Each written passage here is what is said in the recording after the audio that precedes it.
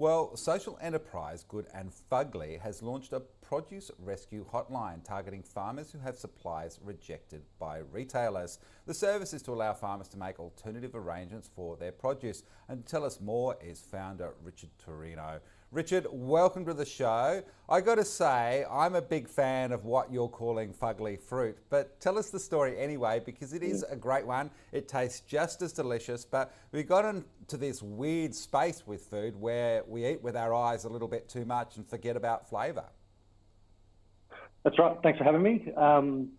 Yeah, look, it's a bit crazy, really. When I found out the stat that 25% of produce doesn't leave the farm because it's not pretty enough, kind of just blew my mind. And then, delving into it a bit deeper, 30% of farmland just goes towards food that gets thrown out, wasted or lost. It's kind of what drove me to see if we could make a little bit of an impact on it.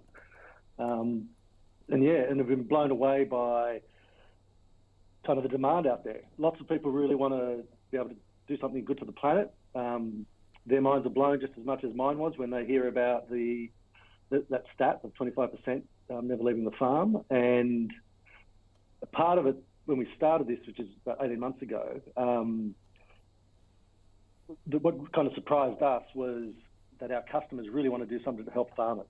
Everyone says that, but it was really, it's a real driver to it. And then we got a call probably about 2 or 3 months ago from a farmer saying he'd had 3 patches of nectarine trees damaged by hail and couldn't sell it. And he was looking around, he's kind of desperate, and then found us online, gave us a call, and we were able to take pretty much the whole thing and put it in our boxes. And anything we couldn't take or we couldn't sell, we donated to AusBiz, which is one of our partners. But that kind of triggered us, or gave us the idea of creating this hotline. So it's 13000 fugly, where if a farmer, growers ever find that they can't sell produce because it's been damaged by hail, it's just as delicious. And sometimes even, a lot of the time, it's fresher than what you'll get in the supermarkets. They'll call us up and we'll help them out. We pay them a fair price as well. I mean, when you think about it, that number you were talking about earlier is mind-blowing because, of course, we're often told stories about how we have to do this and that and technology and everything else because we won't be able to feed the world. If you flip that number around, you can actually boost food production by 1/3 simply by being able to rescue the food that's going to waste at the moment. We have seen a growing consciousness in the last few years, and I think of companies, organisations like AusHarvest, who are also in this food rescue space and helping feed people. You're slightly different in terms of being sort of, let's say, F2C, farm to consumer.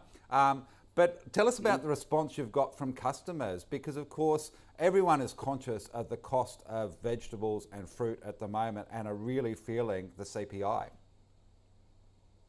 Yeah, look, from our customers, it's, up until a few months ago, we were about on par, a little bit less than what you get in the supermarket. And one of the things that now with all the costs going up, we're actually cheaper, and it's partly because all our boxes are seasonal.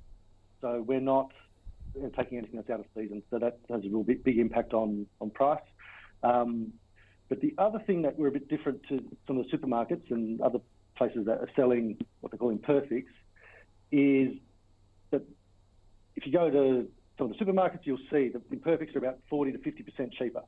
Now, what we've found, and there are studies, one particular French study that we've come across, which talks about how you price these imperfects is really important, because if you price them too low, what you're signalling to the people is that it's not as good quality.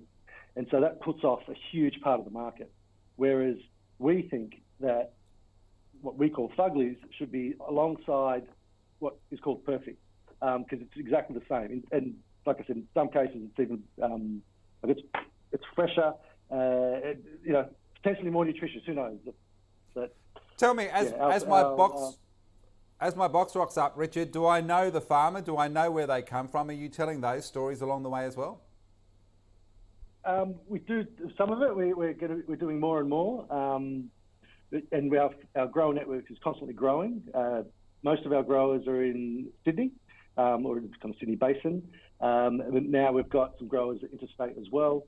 So we are telling them. So take us through the good and fugly story in terms of building this startup. Where are you now? Are you going to be looking for funds to scale over the next year or two? And what are your ambitions down the track? Because there is global potential even in this.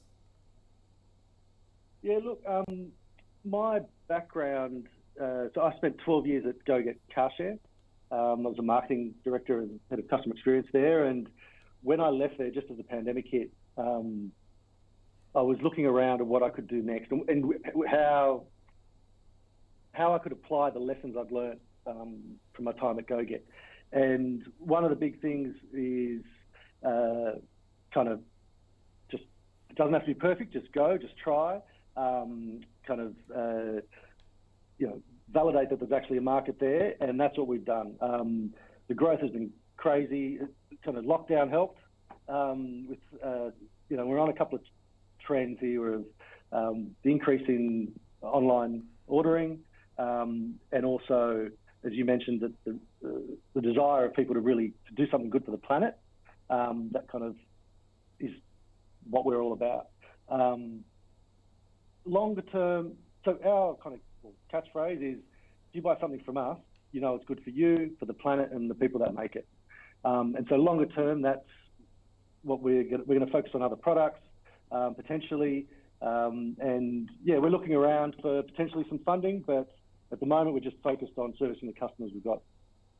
All right, so I'm going to ask you the same question I asked of Josh a little bit earlier today. What should we be eating? Given your focus on seasonal, what's fantastic at the moment?